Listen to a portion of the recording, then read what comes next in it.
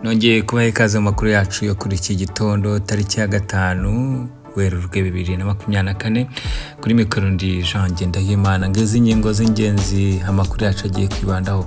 U Rwanda ruraburira Afrika yunze ubumwe ishaka gufata umwanzuro wo gushyikira ingabo za SADC muri Kongo. Ruvuga ko iyi SADC ije gufatanya na FDL ndetse n'u Burundi ndetse na Kongo mu gukuraho ubutegetsi bw'u Rwanda. N'itangazo yashyizwe umukono na Minisitiri Vincent Biruta. Tugarukaho muri aya makuru yacu. Naho kandi tukiri muri iki gihugu muri Kongo ngo imirwano yongeye kubura kandi yaravuze ubuhuha.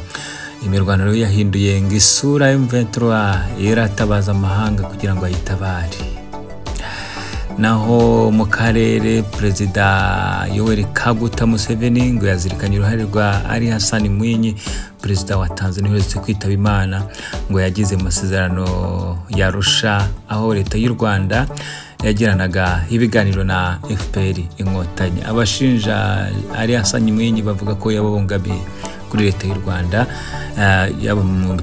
yabogamiye kuri FPR Inkotanyi yarishyikiwe na Yoweri Kaguta Museveni, Perezida wa Uganda muri icyo gihe. Mu mahanga turaza kugana mu Burusiya aho Dmitry Medvedev uyoboye iki gihugu bakabashinzwe akanama k'umutekano yongeye kuvuga ko Ukraine n'ubundi yahoze ari Abarusiya, bityo igomba kugaruka n'ubundi ku Burusiya. Ibintu byenyegeje y'intambara n'ubu ikabikomeje iri mu mwaka wayo wa 3.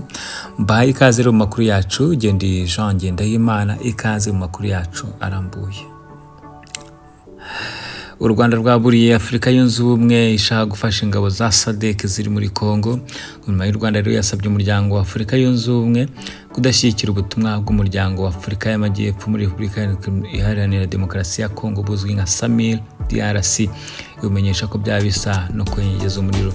Kuri uyu wa 4 Werurwe rero 2024 habaye inama y'akanama k'amahoro k'umutekano wa AU wa Afrika yunze ubumwe yiga gushyigikira ingabo z'umuryango wa SADC ziri muri Repubulika ya Demokarasi ya Kongo, zishakira ubufasha muri uyu muryango wa Afrika no mu bandi bafatanya ibikorwa. Minisitiri w'Ububanyi n'Amahanga w'Ubutwererane Dr Vincent Biruta yandikiye ibaruwa AU y'igitaraganya ku wa 3 Werurwe 2024 ku cyumweru ayigezaho ibyifuzo by'u Rwanda nubwo rutatumiye muri iyi nama. Minisitiri Biruta yamenyesheje komisiyo yayo ko kuba ingabo za SADC ziri muri Kongo kwifatanya n'ihuriro ry'ingabo zirwanira leta biteye ikibazo ku mutekano wa leta y'u Rwanda. Yasobanuye ko iri huriro ririmo imitwe yamunzwe n'ingengabitekerezo ya jenoside irimo FDL n'indi iri mu Wazalendo, ingabo z'u Burundi, abacancuro b'Abanyaburayi n'imitwe ya gisirikare yigenga iri mu mwe ifite ihurira n'uwahoze witwa Blackwater nk'uko bigaragara muri raporo y'impuguke za Loni yasohotse Ukuboza 2023. Ati SAMIL DRC nk'ingabo zigaba ibitero muri iri huriro ririmo imitwe yose ntabwo yasimbura ibiganiro bya politike byakumiriwe na leta ya Kongo, bityo Afrika yunze ubumwe turayisaba kutemera cyangwa gutera inkunga SAMIL DRC. Ikihangayikishije muri iyi baruwa, leta y'u Rwanda ivuga ko hari umugambi mubisha wo gutera u Rwanda no guhindura ubutegetsi. Minisitiri Biruta rero yamenyesheje komisiyo AU ko FDL, Perezida wa Kongo Felix Tshisekedi na Evariste Ndayishimiye Burundi bafite umugambi wo gukuraho ubutegetsi bw'u Rwanda nk'uko babyitangarije ku mugaragaro mu minsi ishize. Yasobanuye ko aya magambo leta y'u Rwanda yayahaye agaciro hashingiwe ku bufatanye impande zifite mu ntambara iri kubera muri DRC. Hiyongeraho ko Burundi bwakoranye n'umutwe witwaje intwaro wa CNRD FRN.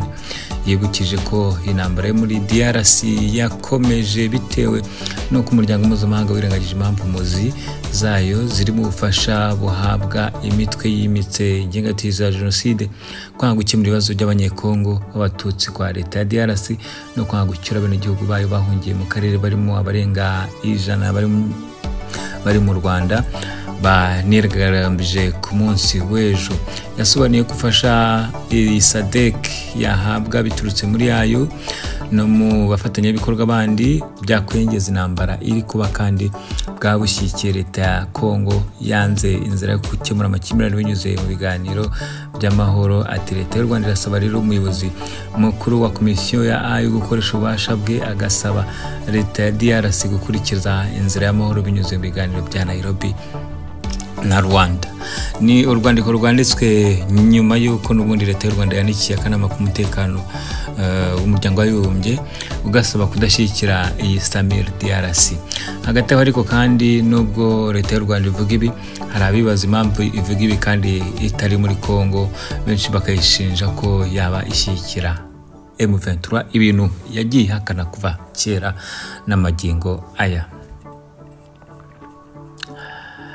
Muri Kongo rero n'ubundi imirwano yahinduye isura, M23 iratabaza. Imirwano ikomeye irimo imbunda ziremereye rero yafashe indi ntera mu bice bitandukanye byo muri Kivu ya ruguru, muri teritwari ya Masisi na Rucuru. Ibihumbi by'abaturage biri guhunga batazi iyo berekeza. Iyi mirwano yubuye nyuma y'inama rukokoma y'abagaba b'ingabo z'ibihugu byohereje abasirikare gufasha FARDC kurwanya umutwe M23 yabereye i Goma, ngo basuzumye uko umutekano uhagaze ndetse banashyiraho ingamba nshya zo guhuza ibikorwa n'ubuyobozi bwa FARDC. Hizwe uko ibisirikare bya SADC, Burundi na Kongo bigomba gukorana n'imitwe y'inyeshyamba irimo FDLR bahuza imirwano yo ku butaka no mu kirere.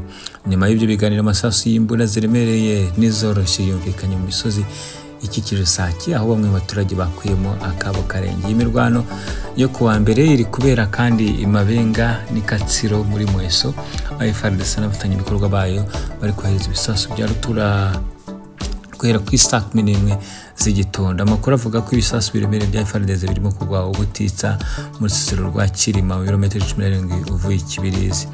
Ibi byatumye amagana abaturage buzura imihanda Kibirizi Nyanzale bahunga imirwano hagati ya M23 n'ihuriro ry'abayigabyeho ibitero. Hagati aho reka tugane mu karere aho Museveni we ngo yishimira ibyo Perezida Ali Hassan Mwinyi wayoboye Tanzania yagize, yafashije amasezerano ya Arusha yahuzaga leta y'u Rwanda y'icyo gihe ndetse na FPR Inkotanyi. Mwinyi rero yayoboye Tanzania muri 85 kugeza 95, aherutse kwitaba Imana tariki 29 Gashyantare 2024 azize uburwayi. Perezida Museveni mu butumwa bwerekeye ku rupfu rwa Mwinyi yagaragaje ko uyu munyapolitiki yasohoje umuhigo Julius Nyerere wo guha abarwanyi ba National Resistance Army ingabo yarayoboye imbunda 5,000 na FCM n'amasasu 1,000,000 byo kubafasha kubohora Uganda.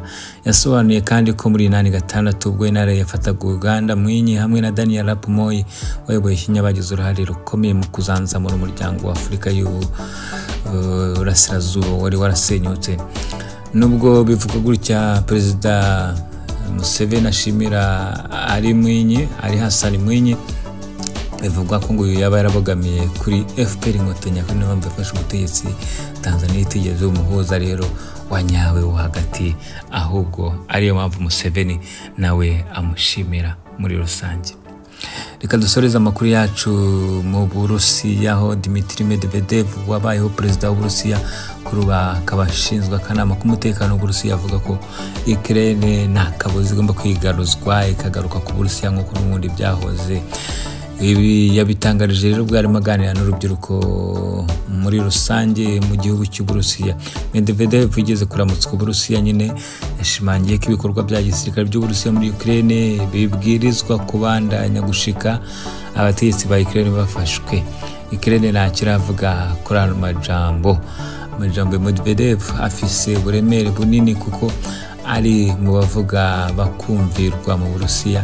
Itorokanirizo ry'amakuru ry'Abongereza Reuters ryasesenguye rivuga ko amagambo yiwe ashobora kuba yerekana umugambi w'Uburusiya wo kubandanya intambara muri Ukraine. Akatari gake Ukraine yagirije Medvedev na bamwe mu bategetsi bo hejuru mu Burusiya uruhare mu ntambara igamije kwigarurira Ukraine icyo gihugu cyumvikanye kenshi kandi kivuga ko Ukraine itandukanye n'Uburusiya, abanyagihugu bayo bakaba batandukanye na Uburusiya.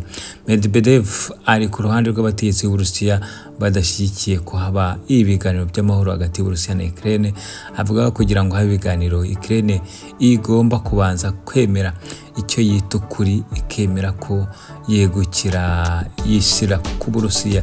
Ikindi yavuze nuko ngo umubano n'Uburusiya na Amerika uri mubi cyane gusumbya uko byahoze mbere mu myaka za 62. Reka mbashimire kuba mwabanye natwe muri aya makuru muri iki gitondo. Witeka bane namwe, nari Jean Ngendahimana. Bye bye. Mbere na mbere amakuru, urashaka visa, kwiga, gutura cyangwa kuba i Burayi, twandikire kuri guteranya 49 173 89 04 ubundi tukugezeho amakuru n'ubujyanama bujyanye no kwabona visa byihuse. Ufite umwana wawe ushaka kwiga uri Burayi se urashaka ibyangombwa, tugane ubundi tukugeze ku bibazo, tuguha ibisubizo by'ibibazo ufite muri rusange by'imiturire ndetse na immigration ku Burayi, Canada ndetse na Amerika. Inkuru nziza rero yatasha abanyarwanda, ni ubujyanama bwacu, tugane serivisi nziza zinoze ziragutegereje.